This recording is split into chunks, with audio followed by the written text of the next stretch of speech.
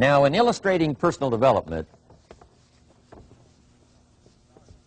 Mr. Schoaf, my teacher, started with money. You know, money's not the only place to start in talking personal development, but it's where he started, so let me share the thoughts he shared with me back then. Let me share them with you. Here's the best lesson I can give you on economics. It's very simple. We get paid for bringing value to the marketplace. That's about as simple as I can put economics. We get paid for bringing value to the marketplace. Now, it takes time to bring value to the marketplace. However, we do not get paid for time, so we cross that out. Mistakenly, the man says, I'm making about $20 for an hour. Not true. If that was true, you could just stay home, right, and have them send your money. So that's not true. We don't get paid for time. We get paid for value brought to the marketplace. Now, since that's true, here's one of the key questions of my talk to you today. Is it possible to become twice as valuable to the marketplace and make twice as much money in the same time? Is that possible? The answer is yes. Could you become 3 times as valuable as you might be right now to the marketplace and make 3 times as much money in the same time? And the answer is yes. 5 times, 10 times? Of course. America is unique. It's a ladder to climb. It starts down here, let's say, at $5 an hour, and it keeps going up. Top income last year, $80 million. The guy who runs Coca-Cola. Now, that's a heck of a ladder. That's why everybody wants to come here, right? The boat people are not headed for Vietnam. People haven't plotted and schemed for 50 years saying if I could just get to Poland, everything would be okay. Not true. Everybody wants to come to America. And the reason is because we've got the best wind ever blowing in our favor. We've got the best economic opportunity anybody's had in 6,500 years. And all you have to do is understand it and take advantage of it. Now, there's some key questions to ask here. Why would the marketplace pay someone only $5 an hour? Very simple answer. They're not very valuable to the marketplace. Now, we must underline to the marketplace. This person might be a very valuable brother, yes. Member of the family, valuable, yes. Valuable member of the church, of course. Valuable citizen of the country, yes. Valuable in the sight of God, no doubt. We're all of equal value in the sight of God. But if you're not very valuable to the marketplace, you don't get much money. You say, well, it shouldn't be that way. Well, then you got to start your own country. You know, this one's been in process for 200 years, and this is the best we've been able to come up with so far. But here's the key. You don't have to stay here. Now, there was a big debate in Congress last year that this $5 was not enough, should be 6, should be 6, should be 6. But we don't need legislation. 6 is already on this ladder. The next step up. You know, if you work for McDonald's, they'll pay you $5 an hour to take out the trash. If you whistle while you take out the trash, they'll pay you $6 an hour. So we don't need that legislation. You just need to take lessons on how to whistle. Have a good attitude. Now, as you begin to climb this ladder, why would the marketplace pay some people $50 an hour? Answer, evidently, they must be more valuable to the marketplace. 10 times more valuable. And is that possible for someone to be 10 times more valuable and earn $50 an hour instead of 5? And the answer is yes. That's what America is all about. Now, why would the marketplace pay some people $500 an hour?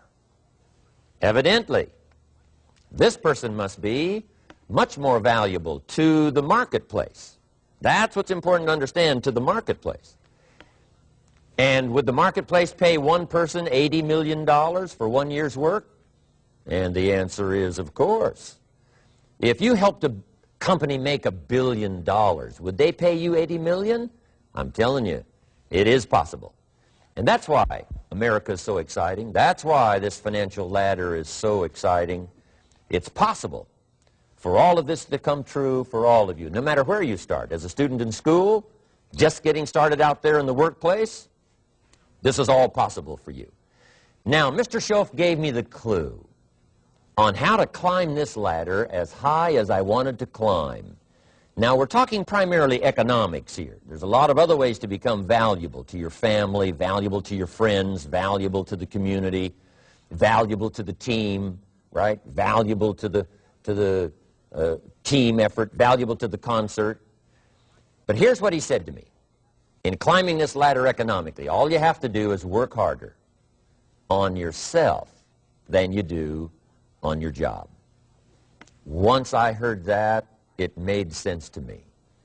I kept hoping that everything else would change around me, found out that if I went to work on myself, worked on my skills, worked on my language, if I became better than I was each year, if I grew in skills and language and vocabulary and competence, then I would become attractive to the marketplace. Not very long ago, a company called me and said, Mr. Rohn, we're expanding internationally. We'd like to have a bit of your expertise to help us. Would you give us a bit of your time? We'll add some millions to your fortune. And I said, okay. And I thought later, isn't that interesting they would call me? Then my second thought was, of course they'd call me. Who else would they call?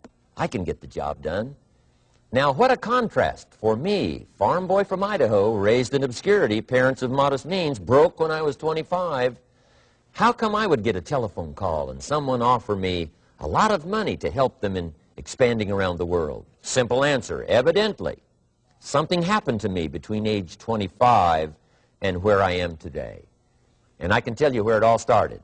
From my teacher, Mr. Schoaf, who said to me, we don't have to change what's going on out there. That's the wind that's blowing. All we have to do is change what's going on in here. And now there's several ways to do that on personal development. And let me give you those ways. Here's the first one. We must learn from personal experience. Pretty simple. Learn from what happens to you.